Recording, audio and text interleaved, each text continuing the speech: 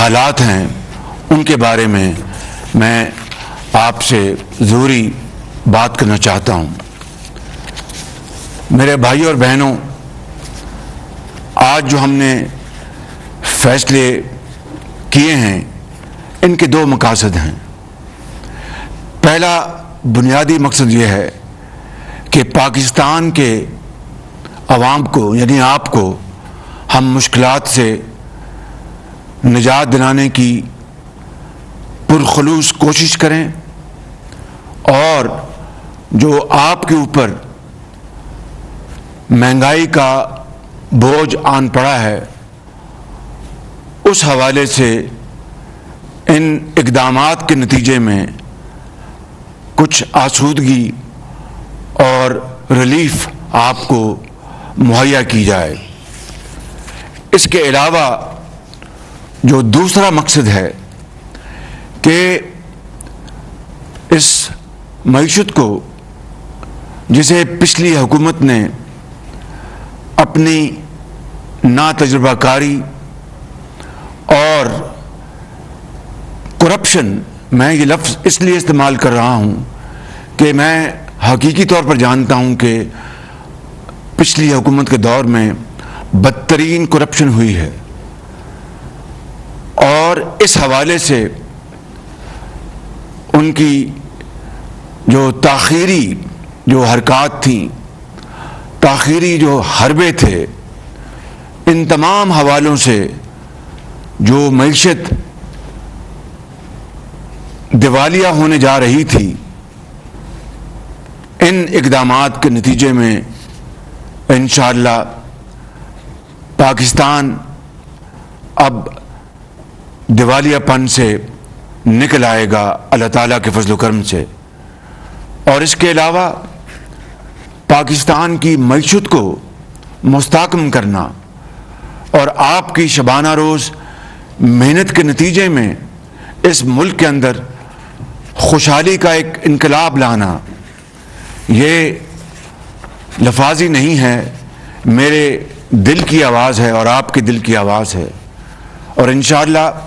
اللہ تعالیٰ کو منظور ہوا تو ایسا ہو کے رہے گا۔ لہذا میرے بھائی اور بہنوں، میں اللہ تعالیٰ کا لاکھ لاکھ شکر ادا کرتا ہوں کہ بجٹ میں جو اعلانات کیے گئے اور اس کے بعد IMF کے ساتھ جو گفتگو ہوئی اور جو شرائط مانی جا چکی ہیں، اور اگر مزید کوئی IMF کی طرف سے شرط نہ آئی تو امید ہے کہ ہمارا ان سے معاہدہ ہو جائے گا۔ پاکستان کو ان سنگین خطرات سے بچانے کے لیے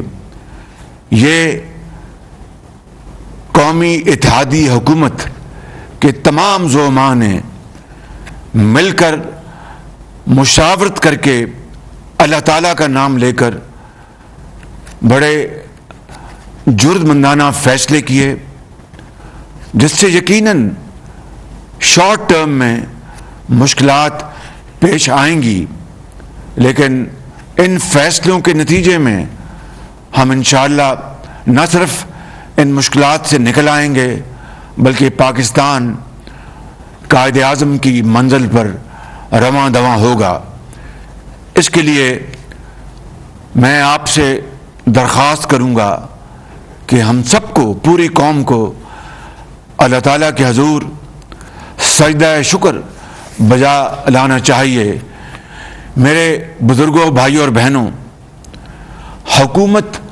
سنبھالنے کے بعد ہمارے پاس دو راستے تھے۔ ایک وہ راستہ کہ ہم الیکشن کے حوالے سے جو اصلاحات ہیں اور دیگر ضروری اصلاحات وہ کر کے ہم انتخابات کی طرف چلے جائیں، اور دوسرا راستہ یہ تھا کہ ہم سخت فیصلے کریں اور پاکستان کی ڈوبتی معیشت کو سنبھالا دیں۔ پہلا راستہ بہت آسان تھا کہ ہم اپنی سیاسی ساکھ کو بچا لیں اور ملک اور عوام کو آپ کو زندگی کے اندھے تھپیڑوں کے حوالے کر دیں اور خود غرضی کا مظاہرہ کرتے ہوئے ہم دوسروں کی طرح خاموش تماشائی بن جائیں۔ لیکن ضمیر کی آواز یہ کہتی تھی کہ ایسا کرنا پاکستان کے 22 کروڑ عوام کے ساتھ بہت بڑی زیادتی ہوگی، اپنے آپ سے زیادتی ہوگی، اور تاریخ شاید ہمیں معاف نہیں کرے گی۔ اس لیے میرے بھائی اور بہنوں، قومی اتحاد کے تمام زعماء نے، میرے قائد میاں نواز شریف صاحب نے، اور تمام دیگر محترم جو ہمارے لیڈران کرام ہیں اس حکومت میں، ان سب نے مشاورت کے بعد فیصلہ کیا کہ اللہ کا نام لیں اور خدا سے مدد مانگیں، اور یہ وقت سیاست کو بچانے کا نہیں، ریاست کو بچانے کا ہے۔ لہذا میاں نواز شریف سمیت تمام سیاسی قائدین نے اپنی ذات کو پاکستان کی مفاد کے تابع کر دیا اور فیصلہ کیا کہ ہم جرأت کے ساتھ آگے بڑھیں گے اور فیصلے کریں گے اور اللہ سے مدد مانگیں گے، دن رات محنت کریں گے، اور انشاءاللہ اس ہچکولے لیتی کشتی کو انشاءاللہ پار لگائیں گے۔ اور آپ نے دیکھا کہ ہم نے اپنی ذات اور سیاست کو پاکستان کے لیے قربان کر دیا۔ ہمارا یہ پہلا بجٹ ہے جو کہ دراصل پاکستان کی معاشی صورتحال کو مستحکم کرنے کا یہ بجٹ ہے، اور تاریخ کا یہ پہلا بجٹ ہے جس کا مقصد غریب عوام، بیواؤں، یتیموں کو بوجھ سے اور مشکلات سے نکالنا ہے اور غیر معمولی حالات کی سختیوں سے بچانا ہے۔ میں جانتا ہوں کہ آج آپ یہ کہیں گے کہ شہباز شریف یہ کس طرح ممکن ہے؟ اس دنیا میں مشکلات آتی ہیں اور مشکلوں کا سامنا کرنا پڑتا ہے، لیکن میرا ایمان ہے کہ اگر اللہ کی رسی تھام لیں اور محنت کو ہم اپنا شعار بنا لیں تو کوئی مشکل نہیں رہتی، اور مشکلیں اللہ تعالیٰ پھر آسان فرما دیتے ہیں۔ لہٰذا اس بجٹ میں جو ہم نے اقدامات کیے ہیں وہ غریبوں کے کندھوں سے بوجھ کم کرنا ہے، اور ایسے طبقات کو جنہیں اللہ تعالیٰ سے بے پناہ نعمتوں سے مالا مال کیا ہے اور ان کو صاحب ثروت بنایا ہے، آج اس قوم کے لیے، اور یہ قوم آپ ان سے یہ تقاضا کر رہے ہیں جو کہ پاکستانی ہیں، وہ بھی محنت کرتے ہیں، اللہ نے ان کو صلاحیتیں دی ہیں، ان کو نعمتیں عطا کی ہیں کہ آج وہ آگے بڑھیں اور دکھی انسانیت کا ہاتھ تھامیں، آگے بڑھیں اور پاکستان کو خوشحال بنانے کے لیے، پاکستان کو ایک باوقار ترقی یافتہ ملک بنانے کے لیے وہ آج اپنی دولت کا کچھ حصہ اس قوم کے لیے وہ تقسیم کریں، اور انصار مدینہ کا وہ جذبہ اس کی یاد تازہ کریں جبکہ مدینہ منورہ میں مکہ مکرمہ سے آنے والے مہاجروں کو انصار مدینہ نے اپنے گلے سے لگایا، اپنے گھروں میں رکھا، جو ان کے پاس تھا ان کے ساتھ انہوں نے ان کو شریک کیا اور ان میں تقسیم کیا، اور قطعاً کوئی تفریق نہیں رہنے دی کہ آپ مکہ مکرمہ سے آئے ہیں اور مہاجر ہیں۔ مہاجر اور انصار وہ یکجاں دو قالب ہو گئے۔ آج یہی وقت تقاضا کرتا ہے پاکستان کے صاحب ثروت سے کہ آگے بڑھیں اور انصار مدینہ کی یاد شہروں اور گلی کوچوں میں اس کو تازہ کر دیں، اور یہی آپ کا حق ہے، اور یہی آج پوری قوم آپ سے تقاضا کرتی ہے۔ میرے بزرگوں، بھائی اور بہنوں، تاریخ گواہ ہے کہ ہمیشہ مشکل وقت میں، ہمیشہ چیلنجز میں، ہمیشہ تکلیف کے مراحل میں غریب آدمی نے قربانی دی ہے۔ آج صاحب حیثیت ان کو اپنا کردار ادا کرنا ہے، اور آج احسار کرنے کی ان کی باری ہے، اور مجھے اس میں کوئی شک نہیں کہ انشاءاللہ وہ دل کی گہرائیوں سے اور پوری طرح وہ اس عظیم کام میں اپنا ہاتھ بٹائیں گے، اور ہمیشہ تاریخ میں سخی جانے جائیں گے۔ میرے بھائی اور بہنوں، یہ پہلا بجٹ ہے جس میں ہم نے ایک اکنامک ویژن دیا ہے، اور اس کے لیے میں اپنی معاشی ٹیم کا بے حد شکر گزار ہوں، جس میں وزیر خزانہ مفتاح اسماعیل صاحب ہیں، ان کے سیکرٹری ہیں، ان کی ٹیم ہے، ہمارے منسٹر آف کامرس ہیں، ان کی ٹیم ہے، ہمارے منسٹر آف پاور ہیں، ہمارے منسٹر آف پیٹرولیم ہیں، ان کی ٹیم ہے، ہمارے قائدین ہیں، ان کی مشاورت ہے، ان کی گائیڈنس ہے، میاں نواز شریف صاحب کی، آصف علی زرداری صاحب کی، بلاول بھٹو صاحب کی، جناب مولانا فضل الرحمان صاحب کی، اور درجہ بدرجہ ایم کیو ایم، بیپ اور تمام دوسری پارٹیز کی، اے این پی کی، ہمیں بھرپور اس میں تعاون ان کا شامل حال رہا ہے۔ اور یہ معاشی پالیسی پاکستان کو ترقی کی راہ پر گامزن کرے گی۔ مہنگائی کا طوفان ہے، اس کو کنٹرول کرنے کی کوشش کرے گی۔ میں آپ سے کوئی غلط بات نہیں کروں گا، کوئی سبز باغ نہیں دکھاؤں، لیکن جان لڑائیں گے مہنگائی کو کنٹرول کرنے کے لیے، اور پاکستان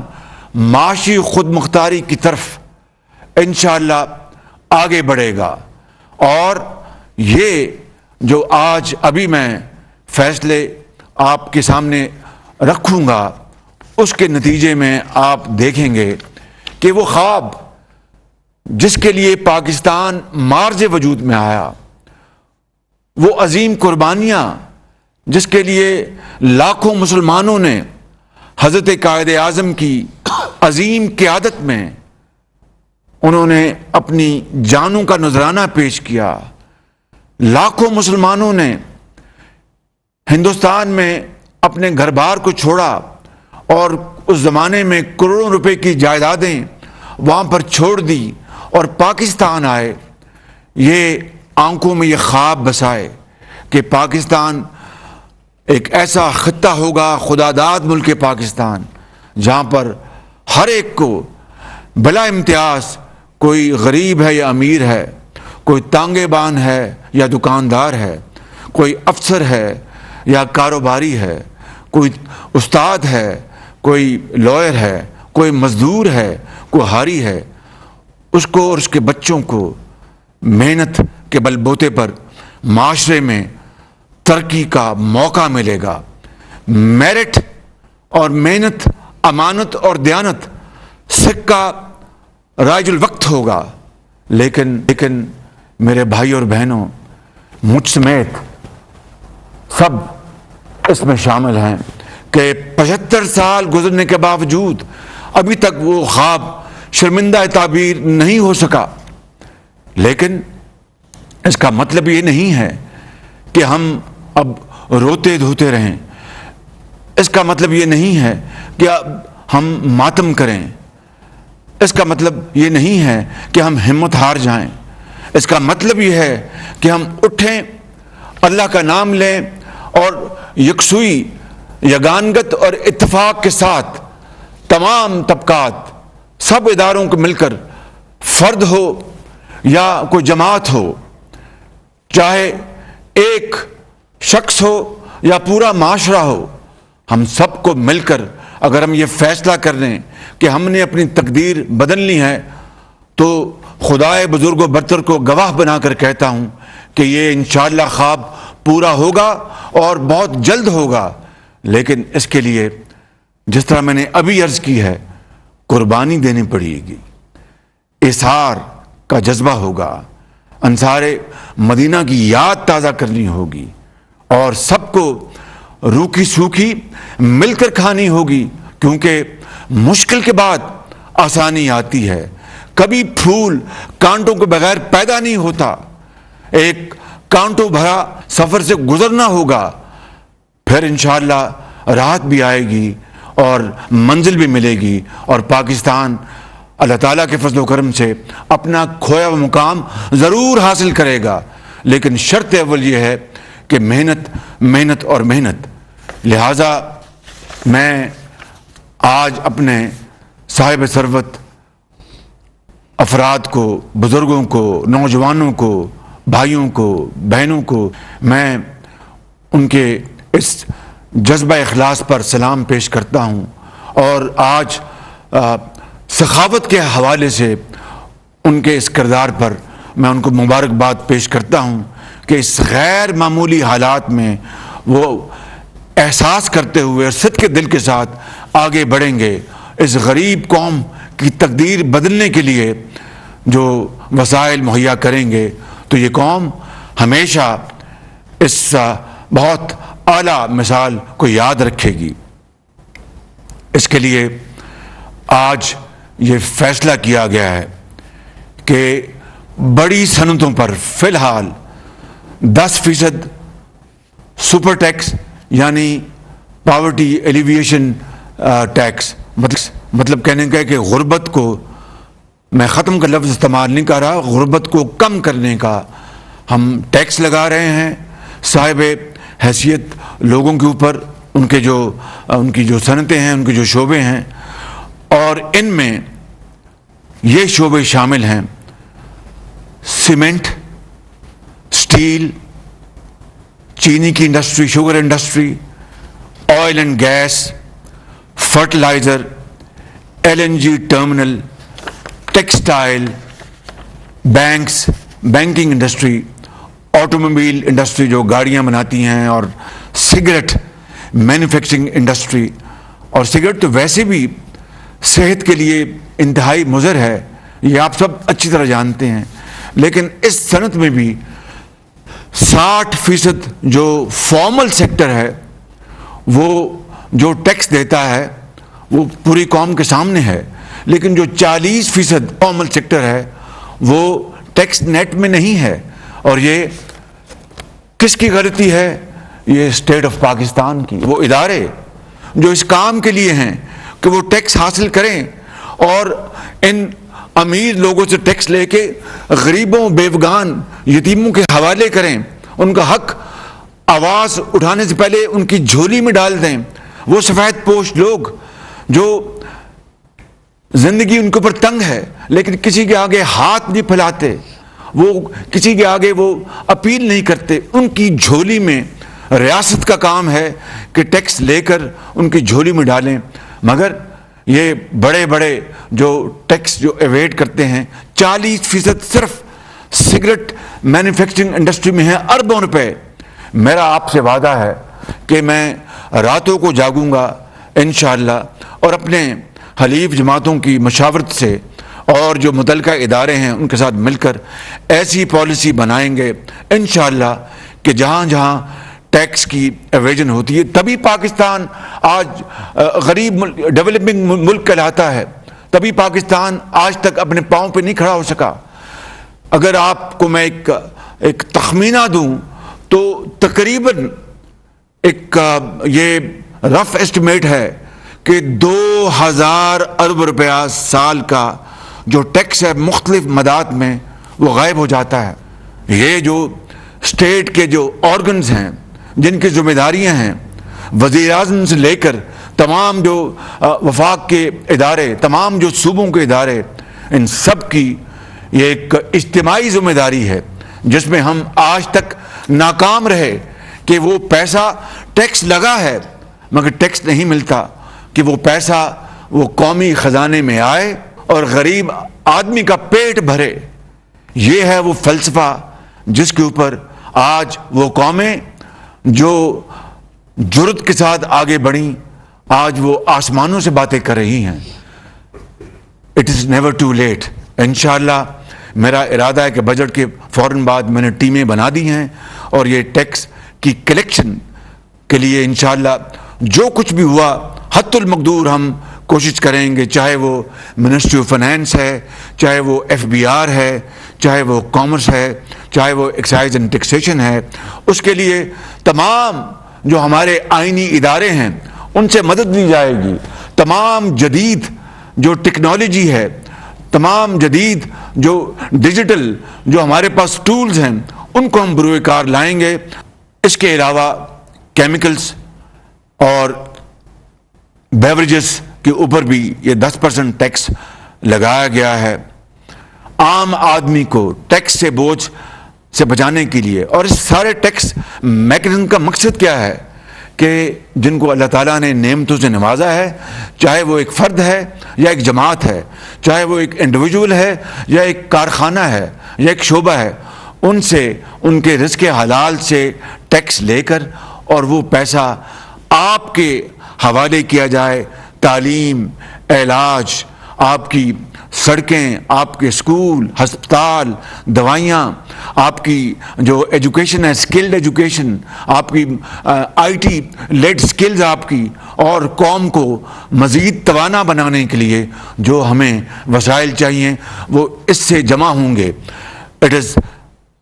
کراس سبسڈی، یعنی امیر سے لے کے غریب کو دینا، اور اس کے علاوہ ملک کو اپنے پاؤں پہ کھڑا کرنا. سادہ الفاظ میں بیان کر رہا ہوں، اگر یہ پیسہ اس ٹیکس کے ذریعے، اب میں مثال دے رہا ہوں، 100 روپے اس سے ملتے ہیں، اگر یہ امیر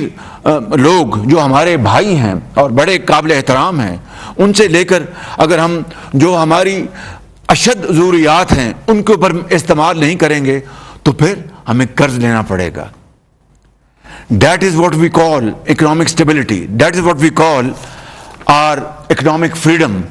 That is what we call coming out of the shackles and clutches of slavery, of borrowing money. اسی کو کہتے ہیں سیلف ریلائنس. اور سیلف ریلائنس کے بغیر کوئی قوم آزادی نہیں حاصل کر سکتی.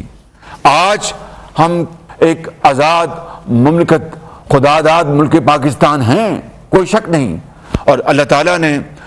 ہمیں خدا کے فضل و کرم سے اپنے دفاع کے لیے نیوکلیر طاقت بھی ادا کی ہے. اور یہ نیوکلیر طاقت ہمارے سیاسی لیڈرز،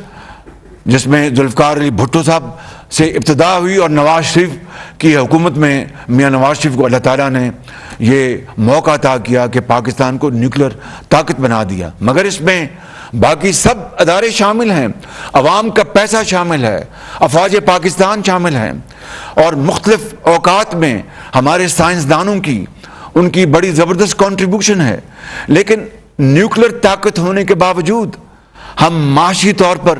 ابھی بھی ہم بالکل بہت انفرم ہیں. معاشی طور پر ہم میں بہت ضعف ہے، کمزوری ہے. اس کو دور کرنے کے لیے ہمیں قومی وسائل ہمیں جمع کرنے ہوں گے. ان ذخائر کو استعمال کرنے کے لیے ہم نے جان لڑائی ہوتی، ہم نے دن رات ایک کیا ہوتا. جس طرح اللہ معاف کرے کہ ہم آپس میں لڑتے ہیں دن رات، اس لڑائی کو ختم کر کے ہم غربت کے خلاف لڑائی لڑتے، ہم ادھار کی زندگی کو ختم کرنے کے خلاف جنگ کرتے، ہم پاکستان کی جو معیشت کو مستحکم کرنے کے لیے جنگ لڑتے، زراعت کو توانائی بخشنے کے لیے جنگ لڑتے، تو آج خداداد ملک پاکستان کی یہ حالت نہ ہوتی. لیکن انشاءاللہ it is never too late. آج ہمیں غربت کی دیوار گرانی ہے، آج ہمیں بے روزگاری کی دیوار گرانی ہے، آج ہم نے نفرتوں کی دیوار گرانی ہے، آج ہم نے محبتوں کے پھول پیدا کرنے ہیں اور کانٹوں کو ہم نے ختم کرنا ہے. وہ کس طرح ہوگا؟ وہ تھرو ایک گرینڈ नेशनल डायलॉग। वो किस तरह होगा? Through charter of economy. इसके बगैर मुमकिन नहीं है। जब कौम एक मोती की तरह, जिस तरह परोए होते हैं लड़ी में, उस तरह इकट्ठी होगी, जो तस्बीह के दाने हैं, यकसुई और इत्तेहाद के साथ इकट्ठी होगी और एक अपना जो मिशन है वो बना लेगी कि ये वो मिशन है जिसके ऊपर कभी कोई तब्दीली रोनुमा नहीं होगी, कोई हुकूमत आए और जाए। मैं आपको दावे से कह सकता हूं कि इंशाअल्लाह पाकिस्तान के हालात बहुत जल्द बदल जाएंगे और ज़रूर बदलेंगे इंशाअल्लाह। इसके अलावा मेरे बुजुर्गों, भाइयों और बहनों, एक और टैक्स लगाने की तजवीज़ है, और वो भी जो साहिब हैसियत लोग हैं, गरीब के ऊपर बोझ नहीं पड़ेगा। जो अफराद सालाना 15 करोड़ से ज़ायद कमाते हैं, उनकी आमदन पर 1% गुर्बत कम करने का टैक्स लगाया जा रहा है। जो अफराद 20 करोड़ रुपए से ज़ायद उनकी आमदन है, उनके ऊपर 2% टैक्स लगाया जा रहा है, और जो अफराद 25 करोड़ रुपए से ज़ायद कमा रहे हैं, उनके ऊपर 3% टैक्स लगाया जा रहा है, और जो लोग 30 करोड़ रुपए से ज़ायद कमा रहे हैं, उनके ऊपर 4% टैक्स लगाया जा रहा है। अल्लाह ताला की कमाल मेहरबानी से इस मुल्क के हालात इंशाअल्लाह बदलेंगे। मेरा ईमान है कि पाकिस्तान की माशी तरक्की, गरीबों के हालात बदलने के लिए आज हमने जो इक़दामात किए हैं, उनके नतीजे में न सिर्फ पाकिस्तान के ख़जाने में इंशाअल्लाह इजाफ़ा होगा, बल्कि गरीब की ज़िंदगी में आसूदगी आएगी और बेरोज़गारी और माशी बदहाली के बोझ कम होंगे, और पाकिस्तान माशी खुद इन्हिसारी यानी सेल्फ रिलायंस, जिस तरह मैंने कहा कि कभी कोई कौम सर उठाकर वो दुनिया में ज़िंदगी बसर नहीं कर सकती जब तक कि वो माशी खुद इन्हिसारी हासिल ना कर ले। वो कौम कभी भी आज़ाद नहीं हो सकती। इसलिए ये इक़दामात जो हमने आज जिनका फ़ैसला किया है, वो खुद इन्हिसारी की तरफ और सेल्फ रिलायंस के हवाले से, खुद इन्हिसारी के हवाले से ये पहला बड़ा कदम है इंशाअल्लाह। और इस माशी तरक्की का असल फ़ायदा गरीब अवाम, मतवसत और कमज़ोर तबकात तक पहुँचेगा